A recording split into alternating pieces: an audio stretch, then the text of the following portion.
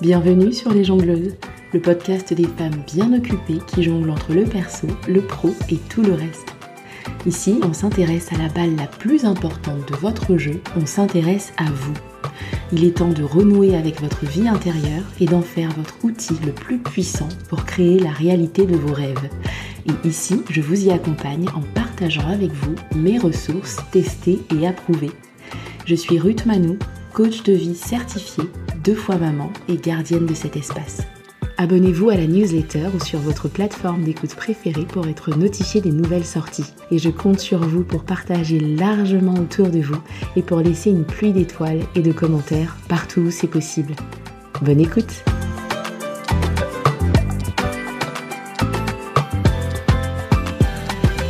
Hello tout le monde! J'espère que l'épisode de la semaine dernière vous a aidé à repérer des modes de pensée que vous cultiviez peut-être sans vous en rendre compte. Et si vous découvrez le podcast avec cet épisode, vous savez ce qu'il vous reste à faire pour avoir une vision complète de ces pensées un peu insidieuses qui peuvent nous garder bloqués au même endroit dans la vie sans qu'on ne s'en rende compte.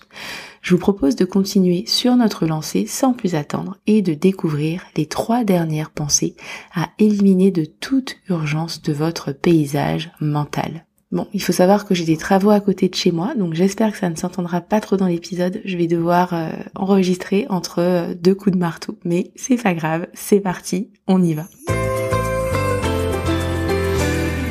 En tête du classement, nous avons Ceteris Paribus. Non, je n'ai pas perdu la boule.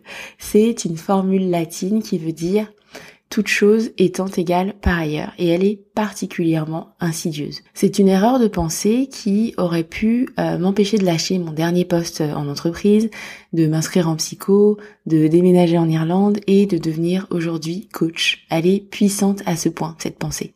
En fait, elle vous pousse à prendre des décisions pour votre futur en tenant compte d'éléments tels qu'ils sont aujourd'hui, plutôt que de tenir compte des différentes façons dont ces éléments pourraient être amenés à évoluer dans ce futur que vous imaginez. Mais je vous explique tout, vous allez comprendre.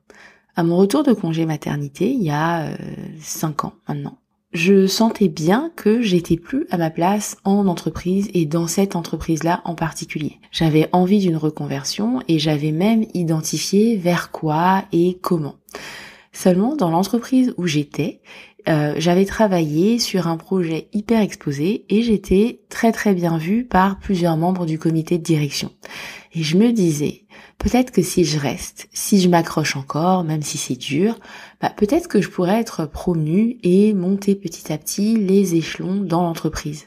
Finalement, je suis repartie quand même, en congé parental cette fois-ci, avec comme projet en arrière-plan de m'inscrire en fac de psycho et d'intégrer ce projet de reconversion à mon jeu de balle. Et ensuite, j'ai appris qu'il y avait eu une réorganisation et plusieurs des personnes que je percevais comme des soutiens ou comme des mentors potentiels avaient quitté l'entreprise. Donc en fait, tout mon plan de rester et de m'appuyer sur un tel ou une telle pour progresser dans l'entreprise, de toute façon, même si j'étais restée, il serait sans doute tombé à l'eau, ou en tout cas dans les termes que j'avais imaginés. Cette pensée, elle se manifeste aussi très fort en parentalité. On fait des projections par rapport aux âges qu'ont nos enfants, leurs capacités et leurs besoins actuels, et on oublie que par nature, tous ces éléments sont amenés à changer.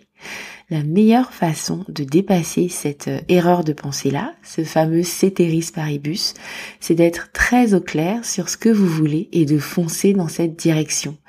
Un peu comme moi, quand j'ai pris une pause avec un projet complètement différent, plutôt que de m'accrocher et de jouer le jeu de la politique d'entreprise. C'est surtout vrai ça quand vous ne maîtrisez pas les facteurs que vous essayez de prendre en compte. Un peu comme moi avec les membres du comité de direction, vous voyez. La deuxième façon de dépasser Ceteris Paribus, c'est de faire des vraies projections, des vrais modèles. Et ça concerne les facteurs qui vous impactent plus ou, à l'inverse, que vous impactez plus.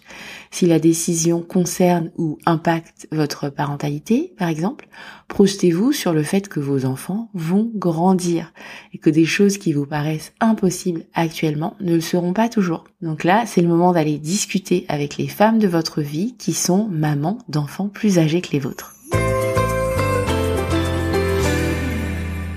La deuxième erreur de pensée, c'est tout ou rien. Et elle a le chic pour tuer bien des initiatives dans l'œuf. Par exemple, vous voulez créer une routine sportive, sauf que vous vous dites que vous manquez de temps. Et quand on y regarde de plus près, bien souvent, ce qui fait que vous manquez de temps, c'est pas réellement un manque effectif, concret, palpable de temps, c'est que vous avez la pensée quelque part que si vous ne pouvez pas faire 5 sessions par semaine ou des sessions d'une heure et demie, ça vaut rien. Ou alors vous avez envie de vous mettre à l'écriture. Et quand vous vous apercevez que vous n'avez pas des plages horaires de 2 ou 3 heures dans vos journées bien chargées, et c'est normal, vous vous dites que ça ne sert à rien. Non, on arrête. Ça, c'est sous-estimer le pouvoir des petits pas et la magie de la croissance incrémentale. Par exemple, il m'arrive très souvent de m'arrêter à la gym en allant chercher mes enfants pour faire juste 20 minutes de vélo parce que c'est tout ce que j'ai comme temps à dédier au sport ce jour-là. Alors idéalement, oui, bien sûr que je préférerais avoir une bonne heure pour faire plein d'exercices, mais ces 20 minutes, c'est toujours mieux que rien pour ma santé mentale et physique. Et en fait, même si je ne faisais que ça, 20 minutes de vélo d'intérieur tous les jours, ça ferait l'équivalent de 5 jours sur l'année à pédaler. C'est énorme, c'est absolument énorme.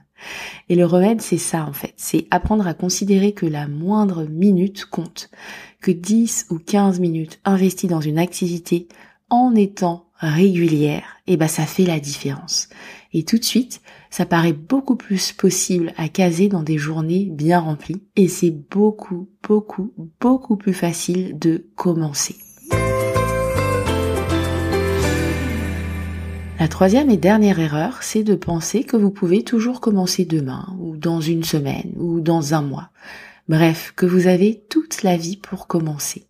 Et que là, tout de suite, vous êtes de toute façon bien trop occupé pour faire rentrer une nouvelle activité dans votre vie. Et ça, malheureusement, ça concerne souvent les choses qui touchent à votre bien-être, à vos rêves, à vos ambitions, à vos envies.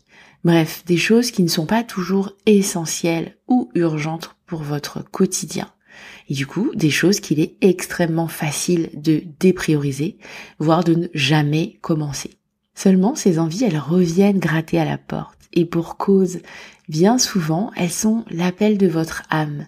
Elles apportent de vrais bols d'air frais et elles contribuent à votre bonheur, à votre épanouissement, à votre bonne humeur au quotidien. Le remède à cette erreur de pensée-là, c'est une autre pensée qui, j'espère, l'emportera chez vous aussi. Vous n'êtes pas sur cette terre uniquement pour cocher les cases de votre to-do list. C'est pas possible. Le monde a besoin de vous voir incarner votre lumière et vos plus belles couleurs. Et c'est de votre responsabilité de faire de la place à ces choses qui justement vous permettent d'exprimer votre lumière la plus vive et la plus brillante. On a toutes besoin de voir ça chez les unes et chez les autres. J'en suis absolument convaincue. Alors maintenant qu'on a fait le tour, quelles erreurs de pensée est-ce que vous reconnaissez chez vous parmi les 6 qu'on a vues ensemble ? Je vous invite à rejoindre la communauté sur Instagram. C'est là qu'on pourra continuer la conversation ensemble et c'est là aussi que vous pourrez avoir tous mes tips et mes astuces entre les épisodes pour continuer le travail chez vous. Je vous donne rendez-vous dans 2 semaines et d'ici là, prenez soin de vous.